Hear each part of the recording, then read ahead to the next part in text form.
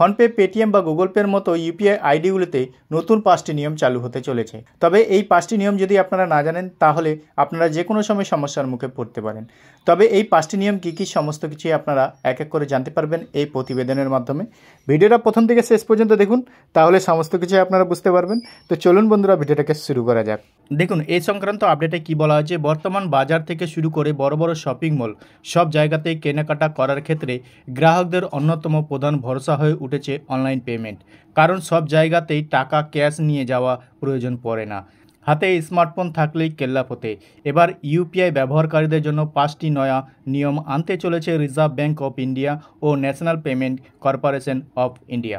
তো আপনারা এখানে দেখতে পাচ্ছেন রিজার্ভ ব্যাঙ্ক অফ ইন্ডিয়া ও National Payment Corporation of India এদের পক্ষ থেকে 5টি নয়া নিয়ম আনতে চলেছে। তো এই 5টি নতুন নিয়ম কি সমস্ত কিছুই আপনারা দেখতে পাবেন এক এক করে।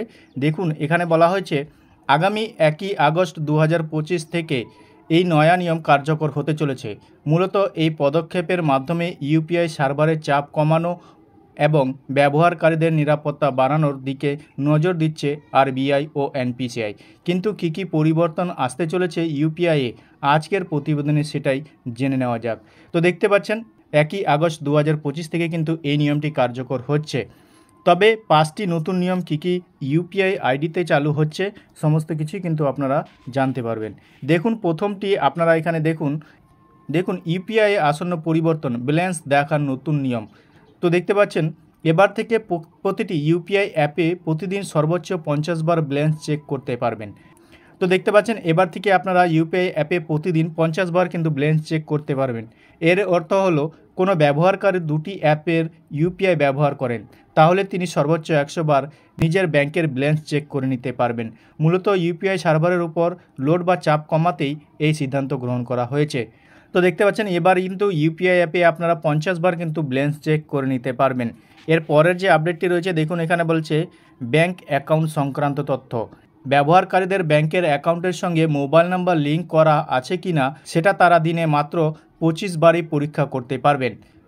তবে প্রথমবার ইউপিআই ব্যবহারের সময় নিজেদের ব্যাংকের নির্বাচন করে সম্মতি জানাতে হবে ব্যবহারকারীদের, তবেই লিঙ্ক করা রয়েছে কিনা তা পরীক্ষা করা যাবে। তো দেখতে পাচ্ছেন এবার থেকে কিন্তু 25 বারেই পরীক্ষা করতে পারবেন ইউপিআই ব্যবহারকারীরা ব্যাংক অ্যাকাউন্টের সঙ্গে মোবাইল নাম্বার লিঙ্ক করা আছে কিনা। এর পরের যে আপডেটটি রয়েছে দেখুন, এখানে বলছে অটোপে রেস্ট্রিকশন, অর্থাৎ ব্যবহারকারী ইউপিআই অ্যাপের মাধ্যমে বিভিন্ন অটোপে ম্যান্ডেট দিয়ে রাখেন।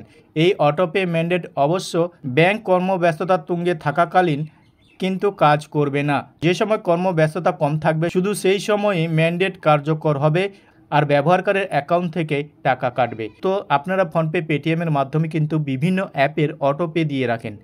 তো যখন ব্যাংক ব্যস্ত থাকবে তখন কিন্তু টাকা কাটবে না, সার্ভার যখন ঠিকঠাক থাকবে তখনই কিন্তু ব্যবহারকারীর অ্যাকাউন্ট থেকে টাকা কাটবে।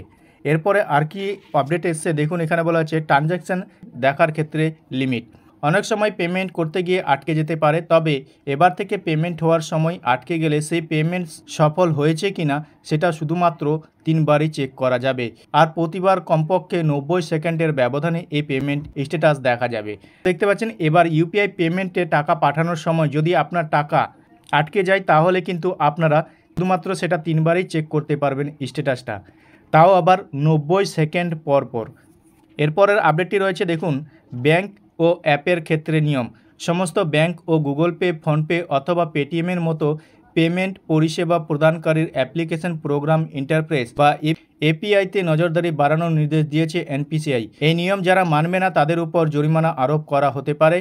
ইউপিআই ব্যবহারের ক্ষেত্রে তাদের উপর বিভিন্ন সীমাবদ্ধতা আরোপ করা হতে পারে আর সেই সকল অ্যাপে নিষিদ্ধ করা হতে পারে। সেই সমস্ত পরিষেবা প্রদানকারীকে এই নির্দেশ দেওয়া হয়েছে যে আগামী 31 আগস্টের মধ্যে একটি সিস্টেম অডিট করতে হবে, তাও জমা দিতে হবে। তো আপনারা ইতিমধ্যে দেখতে পেলেন ইউপিআই আইডির এই 5টা পরিবর্তন হতে চলেছে। তবে এই নিয়ে আপনাদের মতামত কমেন্ট সেকশনে অবশ্যই কমেন্ট করবেন। তো চলুন বন্ধুরা, দেখা হচ্ছে পরবর্তী ভিডিওতে।